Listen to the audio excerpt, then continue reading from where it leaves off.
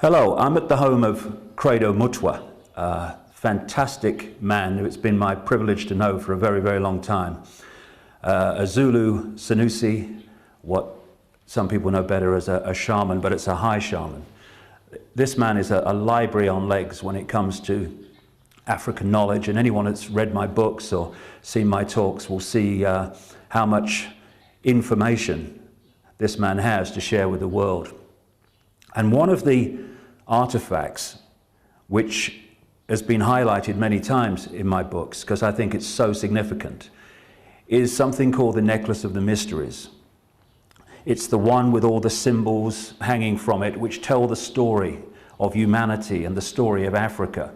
The extraterrestrial figure and the human woman figure and the interbreeding between the two, all that story that I've told many times thanks to Credo sharing it with me. Well, I have to tell you, this necklace, which is mentioned 500 years ago in accounts and Credo says is 1,000 years old or more, is now no longer with him. It was taken away from him in Swaziland by people who tortured him, in effect, pulling his fingernails off or trying to, and some threatening to kill him. Well, Credo survived, thank goodness, but the necklace is still with these thugs and whoever was behind and orchestrating these thugs. If you have any information about its whereabouts, would you please contact me at an email address, davidikecontact@aol.com. It's all one word, davidikecontact@aol.com, and let me know any information you may have about the whereabouts of this amazing, amazing artifact. And now, let's hear Credo tell the story of what happened and how important this necklace is to him, and indeed, the story of humanity in general. Credo, could you tell us the story of what happened from when it all started? Tell us what happened from the start leading up to now. Yes, sir. I was repeatedly phone called by a young man who really was pestering the life out of me. This young man said he kept on having dreams about how I should take him to Swaziland, about how he had great ancestors whom he wanted the help of. He phoned us every night until I got very angry. And then he got himself friends who pestered me on his behalf.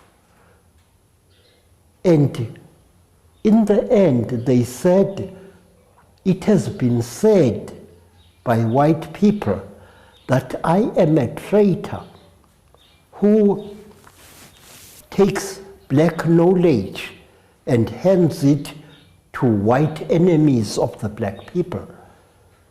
I said, that's nonsense. The insinuation even went on that I was not even a Zulu. And tribalism and racism is rife in South Africa today.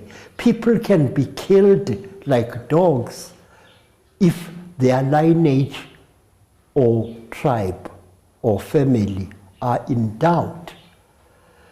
I said to this young man, what do you really want with me? What do you want? He said, I want to see you. I want you to give to us the necklace of secret knowledge. I said, you are mad. I'm not going to part with that thing. I don't know who told you about it. He said, but you are showing it to white people. We who are black like you discriminate against. And that's how it started, sir. I decided to confront these people. It turned out that there were many. I decided to confront these people, and foolish, quixotic donkey that I am, I took the necklace of the mysteries and the walking stick of the grandfathers with me. And you got on a train to Swaziland? Yes, sir. I went there. And they met me there. And they took me to their home. I did not know that I was going to face a mob, sir. I did not know that I was going to be put on trial like a criminal. That is where they started taking my nails from my hands away. You were pulling your nails off? Yes. What happened? You know, sir, it was just sheer bloody cruelty. They wanted to see. In fact, these people had been sent to kill me by some white people.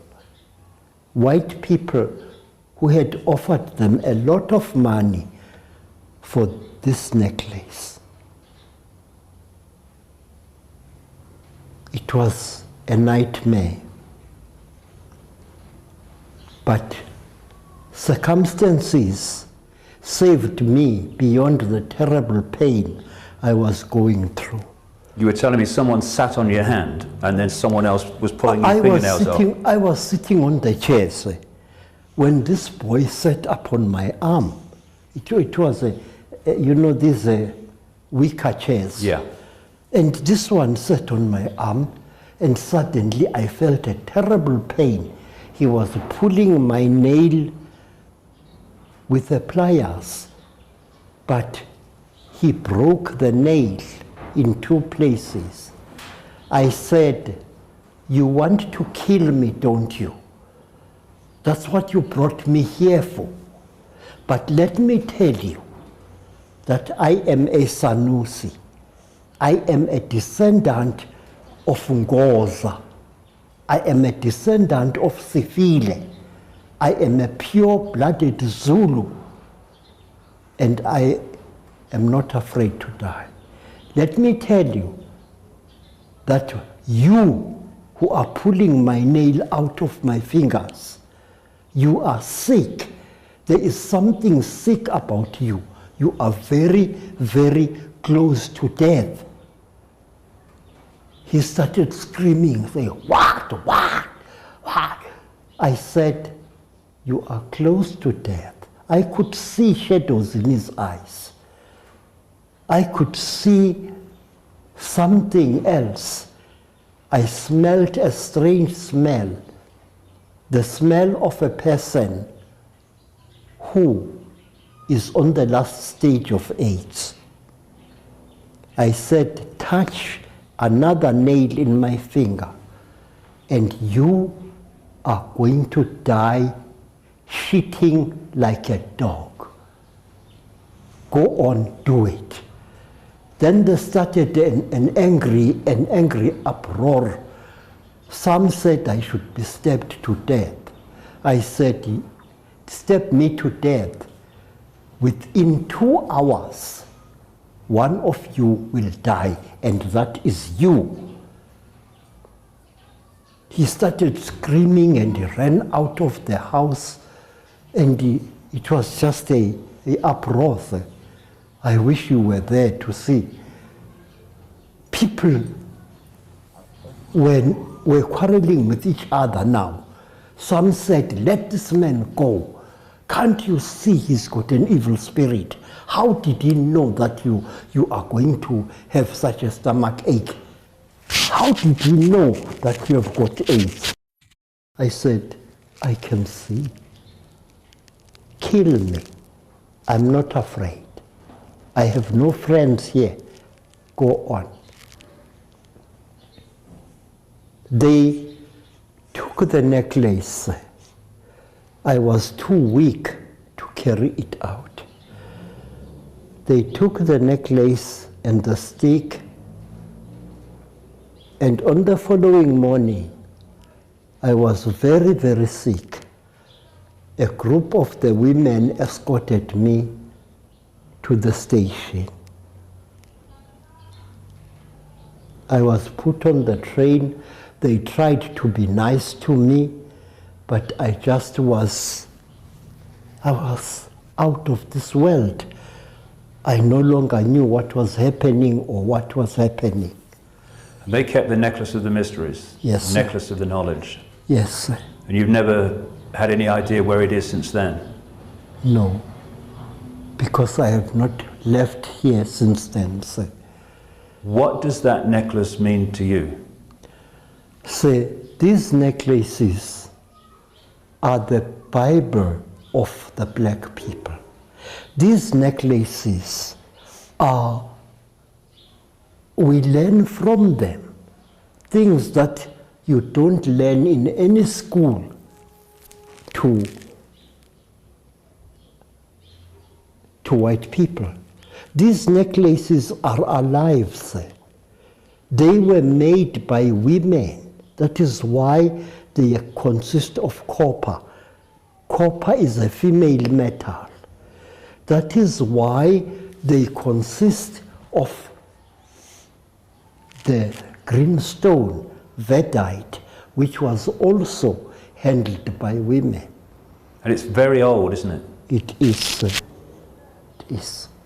I think you told me once you thought it was at least 1,000 years old. Yes, sir. Yes, sir. Yes.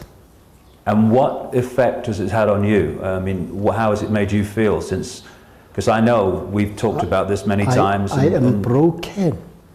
You know, Mr. David, my heart is broken, sir. I felt I did a stupid thing and I should have paid for it with my own life. Imagine taking a thing like this into the hands of drunken swine. But you didn't know that, did you? No. I thought they were royal people. I thought they were good people. I thought they were adult people, sangomas and inyangas, but they were young hooligans. And what, you told me that there was a white person in the background. Yes, sir. What was that about? I don't know, Mr. David, but I can draw that white man. What was he doing? What was his role? He was with them. They appeared to be having some kind of a drinking or whatever thing. But that white man, sir, he wasn't just a white tsotsi. He had purpose behind him.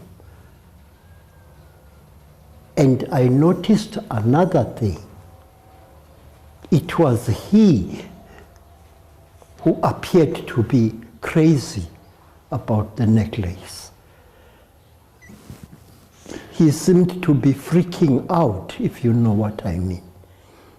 And he seems to be orchestrating it, did he? Yes, sir.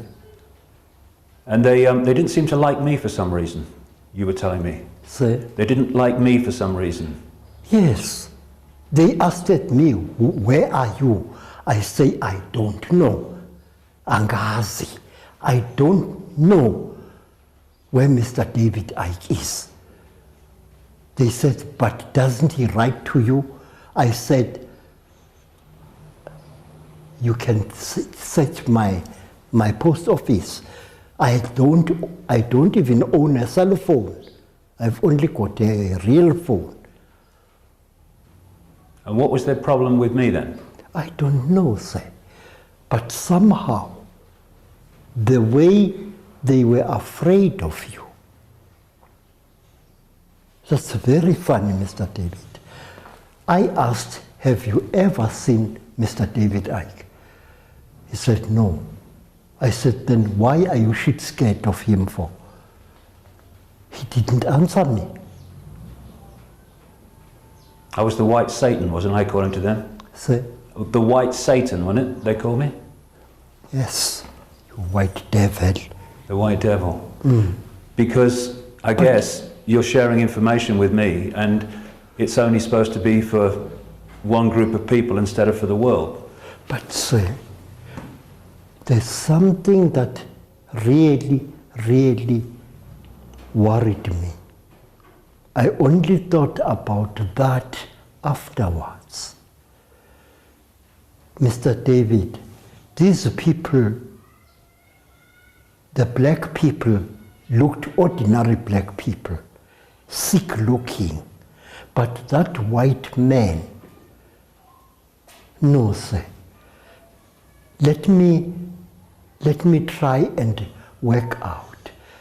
He was smaller than you, and he looked not quite man-like, you know? How do you mean? He looked, wait, what is the English word? He looked like a fairy, Mr. David Icke. Mm-hmm. He looked not normal, real man. He was something between a boy and a man. You know, he had protruding teeth. And when he spoke, he seemed to twist his mouth in a certain way. He was not sexually normal. I'm not a judge of white people, but there was something very odd about that man. What would you say now to the people that have the necklace of the mysteries? What would you say to them? I say, you have stolen something that comes from the old gods. You have taken something that even I have no right to. I was given this thing as a custodian of it. I swore, you have taken this thing like thieves in the night. Within a short while, something interesting is going to happen to all of you. I see one of you dead under a blue car. It is you with the protruding teeth. You who never spoke, who spoke with a hissing sound as if his teeth were a bit wrong. And if they want to avoid that, they bring it back.